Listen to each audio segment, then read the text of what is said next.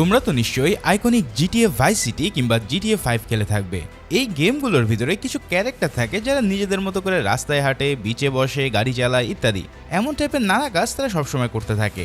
এদেরকে আমরা সহজ ভাষায় বট বলি। কিন্তু কেমন হতো যদি এরা তাদের স্ক্রিপ্টের বাইরে গিয়ে রিয়েল ক্যারেক্টার হয়ে উঠতো? ঠিক এমনই এক জটিল কনসেপ্ট নিয়ে সাজানো আজকের মুভি ফ্রি গাই। এই মুভি দেখার পর তোমার নিজেরও মনে প্রশ্ন জাগবে যে তুমিও কি আসলে রিয়েল কোনো মানুষ নাকি কোনো গেমের ক্যারেক্টার? এই পৃথিবীটাও কি আসলে রিয়েল? যাই হোক, আর কোনো কথা না বাড়িয়ে চলো শুরু করে দিই আজকের অসাধারণ ভিন্নধর্মী ফ্যান্টাসি মুভির এক্সপ্লেনেশন। মুভি শুরুতে আমরা আমেরিকার একটা ব্যস্ত শহরের রাস্তা দেখতে পাই। এই শহরের নাম ফ্রি সিটি। এখানকার মানুষ তাদের নিত্যদিনের লাইফস্টাইল খুবই জাঁকজমক এবং বিলাসিতার সাথে কাটায়। কিন্তু শহরে প্রতিদিন কোনো না কোনো সমস্যা লেগেই থাকে। বিশেষ করে ক্রাইম এখানকার নিত্যদিনের ঘটনা। প্রতি মুহূর্তেই ডাকাতি, ছিনতাই কিংবা হাইজ্যাকিং এর মতন ঘটনা ঘটতে থাকে। তবে এই সমস্ত ক্রাইমকে ফাইট করার জন্য শহরে রয়েছে বেশ কিছু হিরো। তাদের প্রত্যেকের চোখেই সানগ্লাস পরা থাকে এবং তাদের পাওয়ার এক কথা সীমাহীন। তারা চাইলেই শহরের যে কোনো ক্রাইমকে মুহূর্তেই কন্ট্রোলে নিয়ে আসতে পারে। আর তার জন্য তারা যেই স্টাইলে ফাইট করে তা সত্যি দেখার মতো। এবার আমরা পরিচিত হই এই শহরের একজন সাদাসিধে ব্যক্তি যার নাম হলো গাই। গাই এই ফ্রি সিটির একজন ব্যাংকের ক্লার্ক হিসেবে কাজ করে। প্রতিদিন সকালে ঘুম থেকে উঠে সে তার প্রিয় কফি শপে কফি খেতে চায়। প্রতিদিনই সে একই কফি অর্ডার করে, যাতে সব সময় মিডিয়াম সুগার দেওয়া থাকে। তারপর সে নর্মালভাবে নিজের ব্যাংকে কাজ চালিয়ে যেতে থাকে। তার বেস্ট ফ্রেন্ড বাডিও এই ব্যাংকেরই একজন সিকিউরিটি গার্ড। তবে হঠাৎ তার ব্যাংকে কিছু ডাকাত এসে হাজির হয়। এই ডাকাতরা সবাইকে জিম্মি করে ফেললে গাই সবার সাথে মাটিতে শুয়ে পড়ে। এই অবস্থাতে সে বাড়ির সাথে আলাপ করতে থাকে তার লাইফের ব্যাপারে। সে বলে যে তার জীবনে সবই আছে, কিন্তু কেবল একটা জিনিসের অভাব, আর সেটা হলো একজন গার্লফ্রেন্ড। কিন্তু আজ পর্যন্ত কারোর প্রতি সে অ্যাট্রাক্টেড ফিল করতে পারেনি। যাই হোক, এদিকে পরের সিনে আমরা মোলোটভ গার্ল নামের এক ফিমেল হিরোকে দেখতে পাই। সে মাস্ক পরা এক অজ্ঞাত ব্যক্তির কাছ থেকে কিছু সিক্রেট লেভেলের ম্যাপ আনতে যায়। লোকটা তাকে ম্যাপ হাতে দেওয়ার পরে সে তাকে মেরে ফেলে। কিন্তু সিক্রেট লেভেল বলতে এখানে ঠিক কি বোঝানো হচ্ছে সেটা আমরা একটু পরেই জানতে পারবো। লোকটাকে মারার পর ম্যাপের ড্রাইভটা হাতে নিয়ে মোলোটভ খুব নর্মালভাবে রাস্তা দিয়ে হেঁটে যাচ্ছিল। সে হাঁটতে হাঁটতে ফ্যান্টাসি নামের একটা গান গাইতে থাকে। ঠিক একই সময় সেই রাস্তা দিয়ে হেঁটে আসছিল গাই এবং বাড়ি। গাই মোলোটভের কণ্ঠে তার প্রিয় গান শুনে থমকে দাঁড়ায়। এরপর সে তার দিকে এক নজরে তাকিয়ে পুরো ক্রাশ খেয়ে যায়। কিন্তু মেয়েটা তার মতো করেই হেঁটে যাচ্ছিল। তাই তখন গাই তার সাথে কথা বলার জন্য তাকে ফলো করা শুরু করে। পিছন থেকে বাড়ি তাকে বারবার নিষেধ করতে থাকে যে আরে এরা তো সানগ্লাস পরা হিরো, এরা তো আমাদের সাথে কথাই বলবে না। কিন্তু তারপরেও গাই তার পিছে পিছে অনেক দূর যেতে থাকে। ঠিক সেভাবেই সে রাস্তা পার হয়ে একটা রেল ক্রসিং এ চলে আসে। আর ঠিক তখনই এক ট্রেন এসে তাকে ধাক্কা দিয়ে দেয়। তবে এরপরেই আমরা একটা মেয়েকে তার ল্যাপটপ ক্লোজ করতে দেখি। তার মানে এতক্ষণ ধরে যে ফ্রি সিটির কাহিনী আমরা দেখে আসছিলাম তা ছিল আসলে একটা ভিডিও গেম। মিলি নামের এই মেয়েটা এই গেম এতক্ষণ ধরে তার ল্যাপটপে খেলছিল। কি অবাক হয়ে গেল তো? আমারও ঠিক একই অনুভূতি হয়েছিল। যাই হোক, গাইকে ট্রেনের ধাক্কা মারা সিনের মধ্যে দিয়ে ফ্রি সিটি গেমটা শেষ হয়। এবার গেমের ভিতরে ফ্রি সিটি 2 এর রিলিজ ডেট জানিয়ে সবাইকে নতুন ভার্সনের প্রি অর্ডার করতে বলা হচ্ছে। এতক্ষণে মিলি একটা কফি শপে বসে এই গেমটা খেলছিল। তখন কফি শপের মালিক এসে তাকে বলে যে তার শপটা এখন ক্লোজ করতে হবে। সে নাকি 4 ঘন্টা ধরে মিলিকে গেম খেলতে দেখায়। তার ধারণা হচ্ছে যে সে এই গেমের প্রতি প্রচণ্ড এডিক্টেড। যাই হোক, মিলি কিন্তু জানায় যে সে আসলে একজন সফটওয়্যার ডেভেলপার। এই গেম যারা বানিয়েছে তারা তারই সোর্স কোড চুরি করে নাকি গেমটা বানিয়েছে। তাই সে এই গেম খেলার মাধ্যমে এমন কোনো এভিডেন্স জোগাড় করতে চেষ্টা করছে যাতে সে ওই গেম ডেভেলপারদের বিরুদ্ধে কেস লড়তে পারে। তার মানে আমরা গাই নামের যেই ব্যক্তিটাকে দেখছি সে আসলে এই গেমেরই একজন এনপিসি, অর্থাৎ নন প্লেয়ার ক্যারেক্টার। ঠিক যেমন ভাইস সিটি গেমে আমরা দেখতে পাই এই এনপিসিদেরকে প্লেয়াররা কন্ট্রোল করতে পারে না। সোজা ভাষায় এরা হচ্ছে রোবট। তাদের লাইফ স্টাইল গেমের আর্টিফিশিয়াল ইন্টেলিজেন্স দ্বারাই কন্ট্রোলড হয় এবং সেই স্ক্রিপ্টেড লাইফে তারা প্রতিদিন মিশন ফলো করতে থাকে। যেমন গায়ের কাজ হলো প্রতিদিন ব্যাংকে যাওয়া, ব্যাংক লুট হবে, তারপর সে নিজের কাজ করবে, এরকমই। গেমের স্ক্রিপ্ট অনুযায়ী প্রতিদিনই তার ব্যাংকে কোনো না কোনো প্লেয়ার ক্যারেক্টার এসে ডাকাতি করতে আসবে। কিন্তু এনপিসি হওয়ায় সে নিজ থেকে কিছু করতে পারবে না। এখন গেমের স্ক্রিপ্ট অনুসারে ডাকাত আসলে তার শুয়ে পড়া ছাড়া আর কোনো কাজও নেই। ঠিক এই কারণেই প্রতি মুহূর্তেই ফ্রি সিটিতে গোলাগুলি ভাঙচুর চলতে থাকলেও এনপিসিরা নির্বাক থাকে, কারণ তাদের প্রোগ্রামিং করা হয়েছে স্রেফ বট হিসেবে। যাই হোক, গায়ের ব্যাংকও তাদেরকে বাঁচানোর মিশনে কোনো না কোনো হিরো আসবে, আর এই হিরোই হলো গেমের আসল প্লেয়ার। অর্থাৎ তুমি যদি এই গেম খেলো তাহলে তোমাকে একজন হিরোর রোল দেওয়া হবে এবং তোমার কাজ হবে মিশন কমপ্লিট করা। হয় তোমাকে ডাকাতি করতে দেওয়া হবে অথবা কাউকে ডাকাতির হাত থেকে বাঁচাতে হবে। এদিকে মিলির ধারণা game developer company tsunami corporation তার সোর্স কোড চুরি করে এই গেমটা বানিয়েছে। কিভাবে তারা এইটা চুরি করেছে সেটা আমরা একটু পরেই জানতে পারবো। এখন সেই তথ্য প্রমাণ জোগাড় করার জন্যই মিলি গেমের একজন ক্যারেক্টার হয়ে ট্রাই করে যাচ্ছে। যেই মলটভ গার্ল নামের হিরোইনকে দেখে গায়ে ক্রাশ খেয়েছিল সে আসলে মিলি। তো আশা করি এই জটিল কনসেপ্টটা তোমরা ধরতে পেরেছো।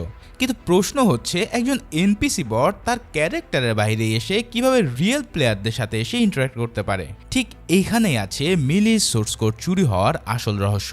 এই রহস্য আমরা ধীরে ধীরে জানতে পারবো। এবার মূল কাহিনীতে ফিরে আসা যাক।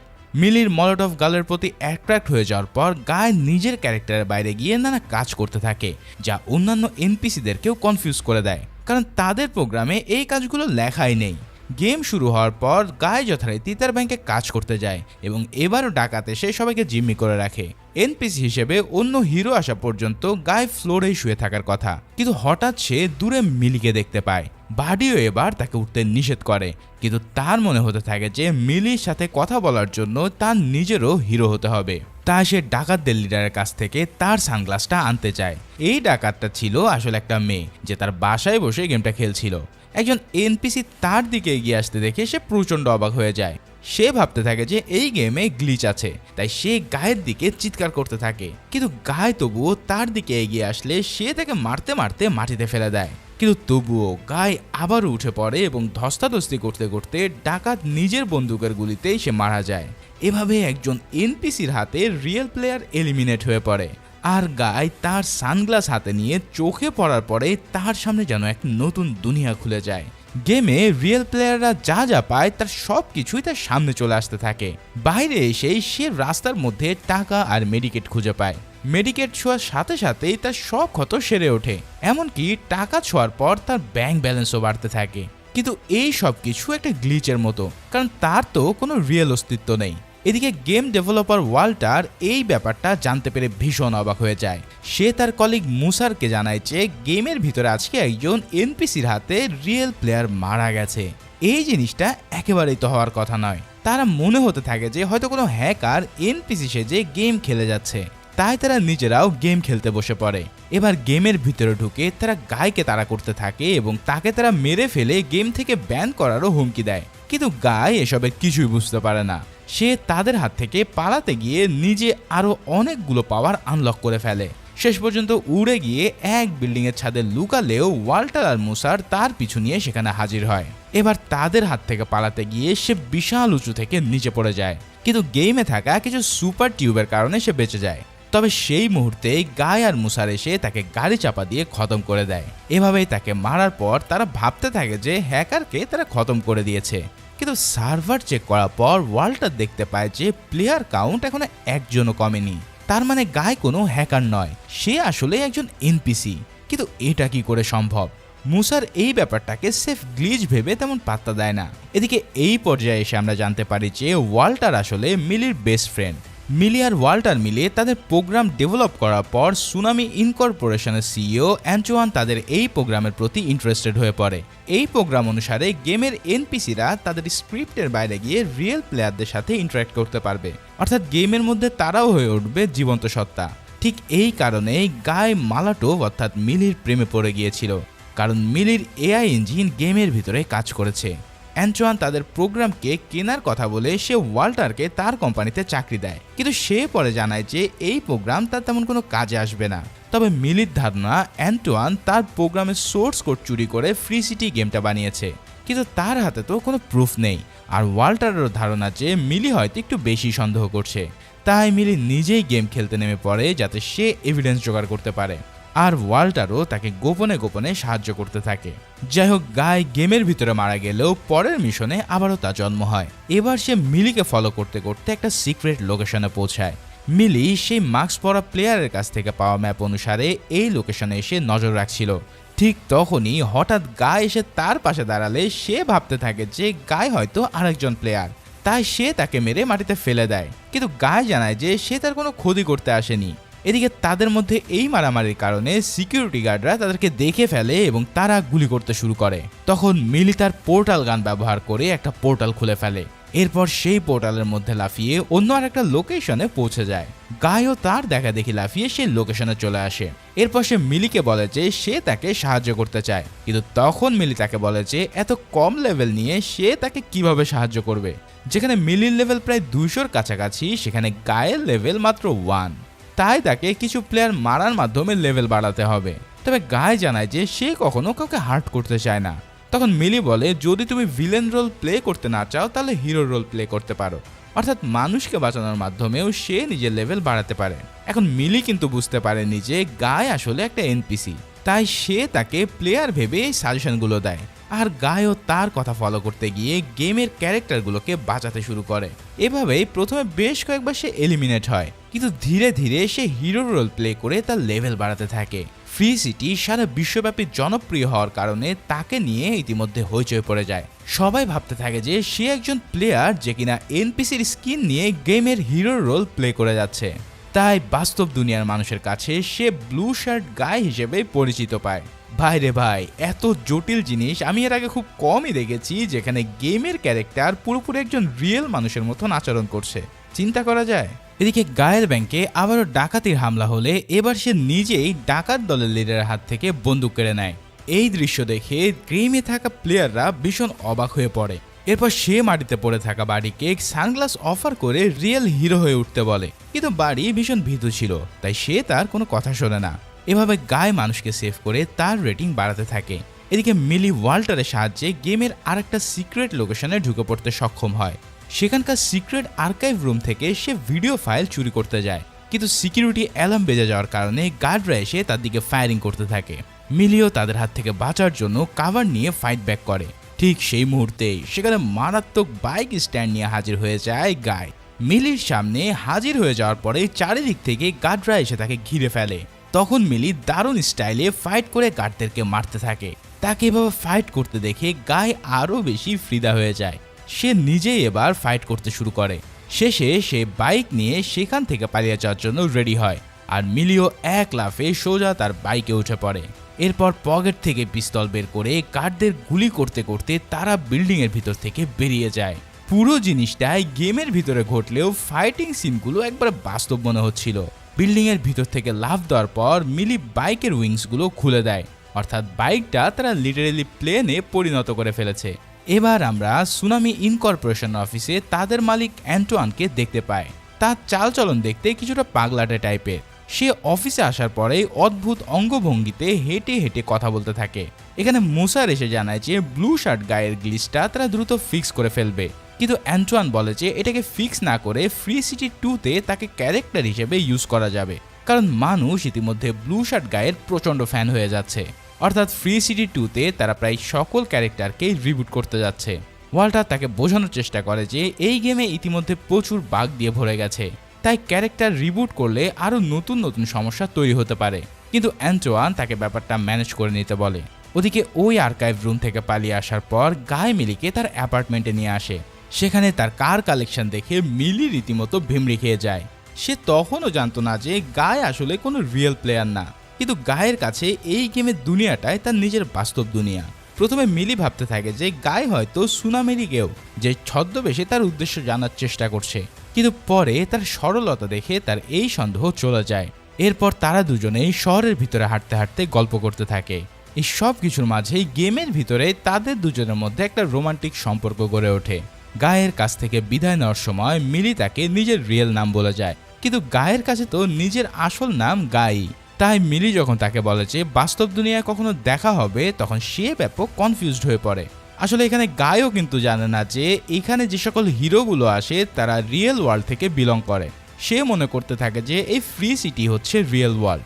যাই হোক, অন্যদিকে ওয়াল্টার তার অফিসে বসে সার্ভার ঘেটে বুঝতে পারে যে গাই আসলে একটা এনপিসি। এছাড়াও গেমের কোডেও তারা ডেভেলপ করা এআই ইন্টেলিজেন্স দেখতে পায়। তখন সে শিওর হয়ে যায় যে অ্যান্টোয়ান আসলে তাদের সোর্স কোড চুরি করে ফ্রি সিটির মধ্যে ইমপ্লিমেন্ট করেছে, আর গায়ে যে একজন এনপিসি সেটাও সে মিলিকে জানিয়ে দেয়। মিলি তো এই ব্যাপারটা জানার পর পুরো শকড হয়ে পড়ে। তবে তার এটা ভেবে খুশি হচ্ছে যে অন্তত তাদের বানানো আর্টিফিশিয়াল ইন্টেলিজেন্স কাজে দিচ্ছে। মিলি ওয়াল্টারকে বলে যে জীবনে সে প্রথম কাউকে কিস করেছে, আর সেই ব্যক্তির কিনা বাস্তবে কোনো অস্তিত্বই নেই। যাই হোক, হঠাৎ ওয়াল্টার খেয়াল করে যে আর মাত্র 48 ঘন্টা পরেই ফ্রি সিটি 2 রিলিজ হতে চলেছে।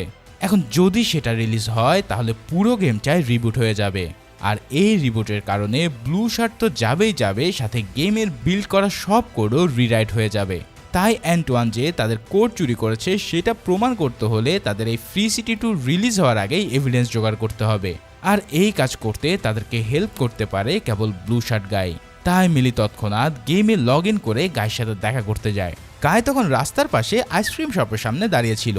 মিলি এসে তাকে ইম্পর্টেন্ট কথা বলতেই সে ভাবে যে মিলি হয়তো তাকে বিয়ের প্রস্তাব দেবে, কিন্তু তার বদলে সে জানায় যে তার আসলে বাস্তবে কোনো অস্তিত্ব নেই, সে কেবলই একজন নন প্লেয়ার ক্যারেক্টার। গায়ে সেটা বিশ্বাস করতে না চাইলে মিলি তাকে গেমের ভিতরে থাকা সার্ভার রুমে নিয়ে যায়। সেখানে গিয়ে তারা সমস্ত রিয়েল গেমার এবং এনপিসিদের ডাটা দেখতে পায়। তবুও ব্যাপারটা সে বিশ্বাস করতে চায় না। তার সম্পূর্ণ জীবনটাই যে ফেক সেটা শুনে সে ব্যাপক হতাশ হয়ে পড়ে, এমনকি মিলির সাথে সে কথা বলাও বন্ধ করে দেয়। তারপর ফ্রি সিটির সীমানায় থাকা সি বিচে গিয়ে সে বুঝতে পারে যে মিলির কথাই সঠিক। মিলি রিয়েল প্লেয়ার হলেও সে নিজেই আসলে একজন বট। নিজের সত্যটা বুঝতে পেরে সে আরো বেশি হতাশ হয়ে যায়। এরপর সে তার বন্ধু বাড়ির সাথে দেখা করে। সে তাকে জিজ্ঞেস করে যে যদি বাড়ি জানতে পারতো যে তার লাইফটা ফেক তাহলে সে কি করত। বাড়ি তখন তাকে বলে যে জীবন ফেক হলেও বন্ধুদের সাথে কাটানো মুহূর্তগুলো তার জন্য রিয়েল, তাই যদি সে কাউকে সাহায্য করতে পারে তাহলে সেটা নিয়েই সে হ্যাপি থাকবে। ঠিক তখনই গাইও বুঝতে পারে যে এনপিসি হলেও তার জীবন অর্থহীন না।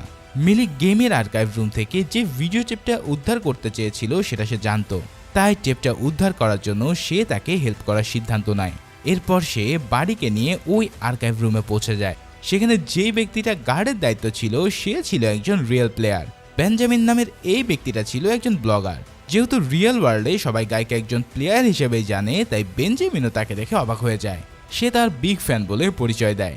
তাকে একজন রিয়েল মানুষ হিসেবে সে ট্রিট করতে থাকে।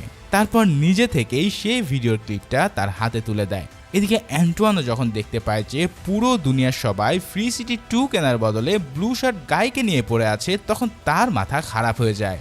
তাই সে দ্রুত তার অফিসে গিয়ে সবাইকে আদেশ দেয় যে যাতে ব্লু শার্ট গাইকে ব্যান করা হয়। তখন ওয়াল্টার বলে যে গাইকে ব্যান করা কোনোভাবে পসিবল না, কারণ সে আসলে একজন এআই।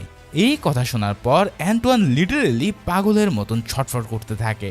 তখন মুসার তাকে আইডিয়া দেয় যে গেমের সার্ভার রিবুট করলে গায়ের ক্যারেক্টারটাও রিবুট করা সম্ভব। এই সব কথা শুনে অ্যান্টোয়ান সেটা করারই নির্দেশ দেয়। এদিকে গেমের ভিতরে গায় মিলির সাথে দেখা করে ভিডিও ক্লিপটা তার হাতে তুলে দেয়। এই ক্লিপে গেমের অরিজিনাল বিল্ডিং এর স্ট্রাকচার রেকর্ড করা ছিল। গায় জানায় যে সে নিজের চোখেই এই জিনিসটা দেখেছে, কিন্তু কোথায় দেখেছে তা জানানোর আগেই গেম অফলাইন হয়ে পড়ে। গায় দেখতে পায় যে তার আশেপাশে থাকা সমস্ত ক্যারেক্টাররা ফ্রিজ হয়ে গেছে।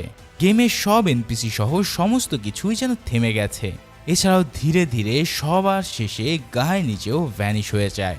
ওদিকে বাস্তব দুনিয়ায় কম্পিউটার স্ক্রিনের সামনে বসে থাকা মিলি বুঝতে পারে যে অ্যান্টোয়ান গেমটাকে রিবুট করে দিয়েছে, অর্থাৎ বিগত দিনে যত ডাটা ছিল সব ডাটায় সার্ভার থেকে উইপড হয়ে গেছে।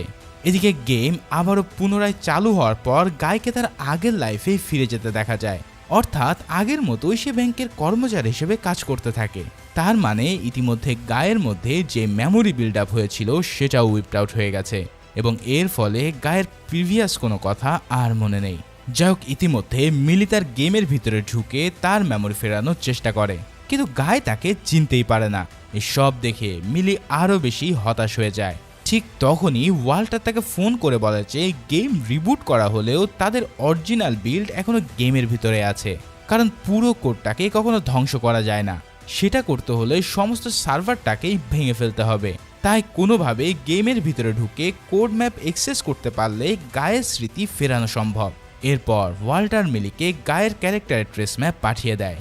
সে জানায় যে যখন তারা তাদের গেম ডেভেলপ করেছিল তখন ঠিক এমনই একটা ক্যারেক্টার ছিল যার কখনোই পছন্দের পার্টনার পাওয়ার কথা ছিল না, অর্থাৎ আজীবনই সে নিজের পছন্দের কাউকে খুঁজে যাবে, কিন্তু তেমন কাউকে সে পাবে না। তবে যদি এমন কাউকে সে পায় যার মধ্যে তার পছন্দের সবকিছু কোড করা আছে তাহলে সে তার প্রেমে পড়তে পারে। ওয়াল্টার মিলির ক্যারেক্টারে সবকিছুই ছড়িয়ে ছিটিয়ে কোড করে রেখেছিল। যদি সেগুলো একত্রে কোনো মেয়ের মধ্যে পাওয়া যেত তাহলে ওই গেমের ক্যারেক্টারটাও তার প্রেমে পড়ে যেত। এখন ওয়াল্টারের ধারণা অ্যান্টোয়ান তাদের এআই প্রোগ্রাম চুরি করার ফলে ওই ক্যারেক্টারটা গায়ের মধ্যে চলে এসেছে, আর গায়ও মিলিকে দেখার পর তার সব পছন্দের সাথে তার মিল পেয়ে যায়। ঠিক এই কারণেই গায় মিলিকে দেখে এবং তার মুখে নিজের প্রিয় গান শুনে ফিদা হয়ে গিয়েছিল। তাই যদি মিলি আবারও চেষ্টা করে তাহলে সে গায়ের মেমোরি আবার ফিরিয়ে আনতে পারবে। সব শুনে তখনই মিলি গেমে লগ ইন করে তার ব্যাংকে ঢুকে তাকে হোস্টেস বানিয়ে ফেলে। এরপর সে রাস্তায় এসে তাকে কিস করে বসে, আর সাথে সাথেই গায়ের সব মেমোরি ফিরে আসতে শুরু করে। এবার গায় তাকে নিয়ে তার বাসায় যায়। এরপর তার জানালা দিয়ে প্রতিদিন যে রিফ্লেকশনটা দেখা যেত সেটাই ছিল গেমের অরিজিনাল বিল্ড, অর্থাৎ অ্যান্টোয়ান তাদের গেমের পুরো স্ট্রাকচারটাই চুরি করে নিয়েছিল। কিন্তু এটা প্রুফ করতে হলে তাদেরকে ফ্রি সিটির সীমানা পার করে যেতে হবে, কিন্তু গেমের ফিজিক্স অনুসারে এটা একদমই অসম্ভব। তখন মিলি তাকে বলে যে যদি সে চায় তাহলে সবকিছুই সম্ভব। এরপর মিলি গায়ের সাহায্যে শহরের সব এনপিসিকে বিচে নিয়ে আসে। গায়ে তাদের সবার উদ্দেশ্য করে বলতে থাকে যে কখনো কি ভেবে দেখেছো আমাদের এই সুন্দর শহরে প্রতিদিন এত কেন খুন খারাপি হয়, কেন প্রতিদিন এত ডাকাতি হতে থাকে?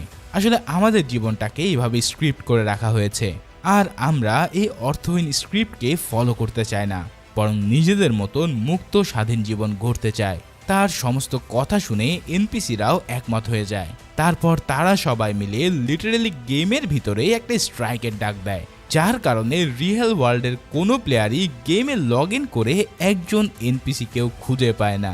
জাস্ট চিন্তা করো, গেমের ভিতর থেকে সব ক্যারেক্টার হাওয়া, ব্যাপারটা কি লেভেলের ইন্টারেস্টিং।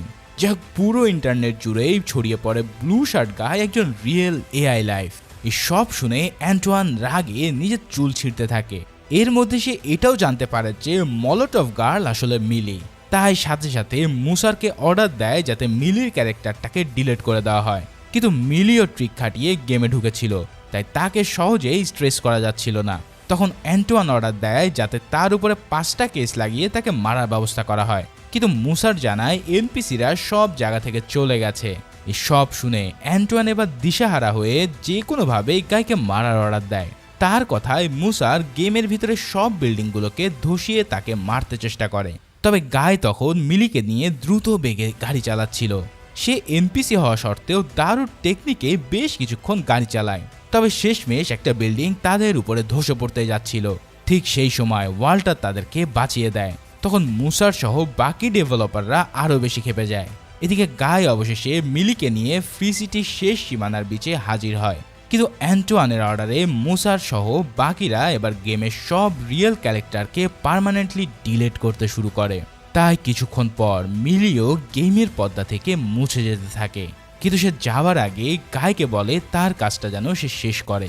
এদিকে অ্যান্টোয়ানের লোকেরা ওয়াল্টারকেও পাকড়াও করে ফেলে, কারণ সে লুকিয়ে ইতিমধ্যে মিলিকে সাহায্য করে অনেক প্যাচগোছ লাগিয়ে ফেলেছে।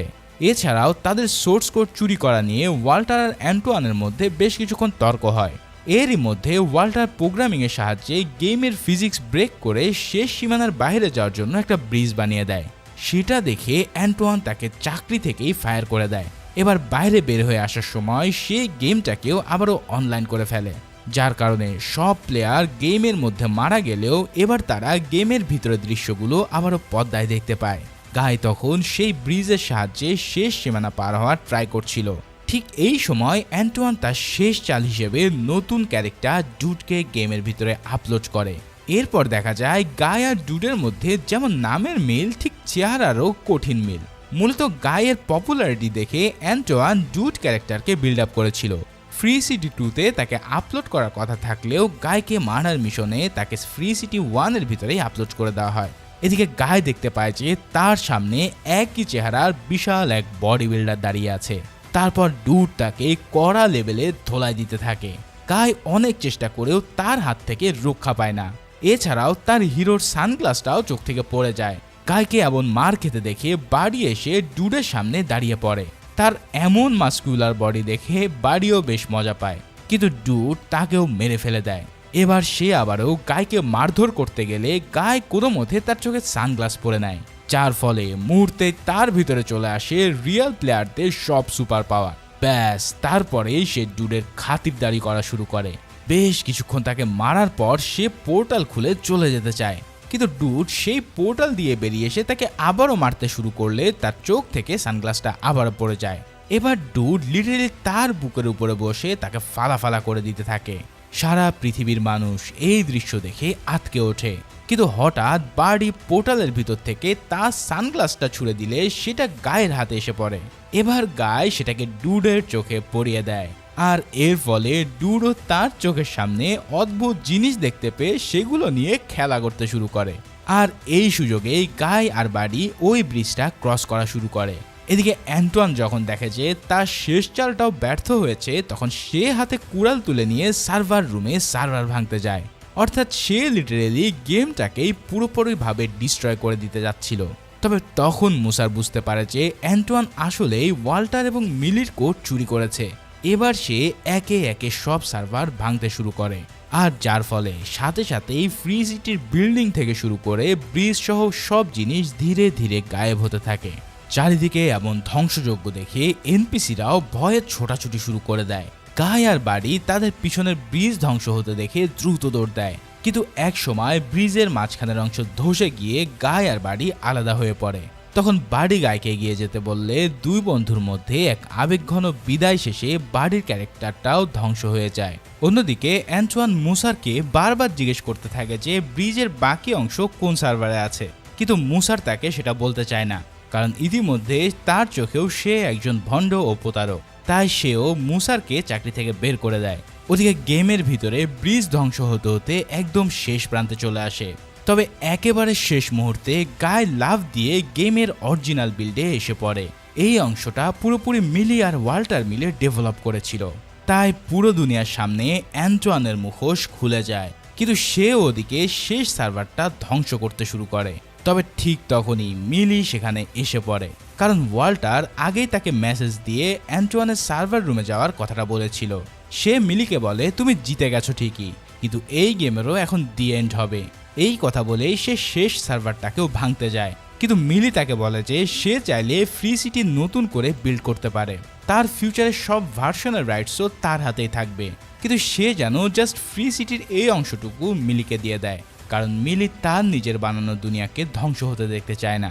অ্যান্টোয়ান অবাক হয়ে গেলেও সে মিলির কথায় রাজি হয়ে যায়। তবে পরবর্তীতে সে আর পুলিশের হাত থেকে বাঁচতে পারে না, কারণ তার অপকর্মের কথা দুনিয়াব্যাপী ফাঁস হয়ে যায়। এদিকে মিলি আর ওয়াল্টার মিলে ফ্রি সিটিকে নতুন করে সাজাতে শুরু করে। সব ক্যারেক্টারকেও তারা আবারও রিভাইভ করে ফেলে, আর মুসারও ভুল বোঝার জন্য ওয়াল্টারের কাছে ক্ষমা চায়। সে তাকে মিলিকে প্রপোজ করার জন্য কনভিন্স করার চেষ্টা করে, কারণ মুসার জানতো যে ওয়াল্টার মিলিকে অনেক ভালোবাসে, কিন্তু তবুও ওয়াল্টার তার ভালোবাসার কথা বলতে পারছে না। তবে মিলি যখন গেমে লগ ইন করে তখন গাই এসে তাকে জানায় যে সে রিয়েল না হলেও মলোটোভের প্রতি তার ভালোবাসা আসলে রিয়াল, কারণ তার প্রোগ্রামটাই একটা লাভ লেটার। এখানেই আমরা একটা নতুন কাহিনী জানতে পাই। আসলে ওয়াল্টার তাদের এআই ইঞ্জিনে যেই ক্যারেক্টারকে প্রেমে পড়ানোর জন্য সাজিয়েছিল তার থেকেই মূলত গাই তৈরি হয়েছে। এখন এই ব্যাপারটা তো আমরা আগেই জানি, কিন্তু ওয়াল্টার আসলে তার নিজের মতো করেই ক্যারেক্টারটাকে সাজিয়েছিল, আর তার লেখা প্রোগ্রাম অনুসারে ঠিক মিলির মতোই কোনো মেয়ের প্রেমে পড়ার কথা ছিল তার। অর্থাৎ ওয়াল্টার বাস্তব জীবনে ভালোবাসার কথা বলতে না পারলেও প্রোগ্রামিংয়ের ভিতরে এসে ঠিকই সেটা লিখে রেখেছিল।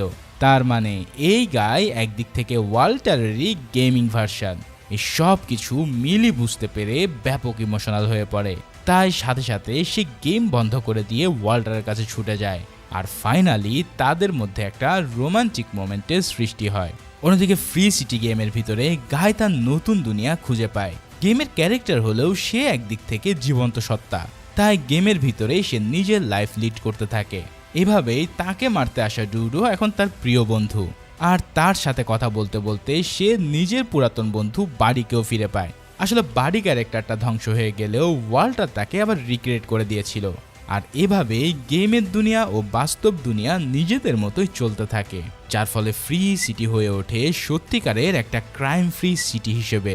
তো ফাইনালি এই অসাধারণ কনসেপ্টের ভিন্নধর্মী মুভিটা এখানেই শেষ হয়। এখন তোমাদের কেমন লাগলো সেটা জানাতে অবশ্যই আমাকে কমেন্টস করতে ভুলবে না, আর ভিডিওটা ভালো লেগে থাকলে অবশ্যই একটা লাইক করে দিও। দেখা হচ্ছে পরের কোনো ভিডিওতে, সেই পর্যন্ত আল্লাহ হাফেজ।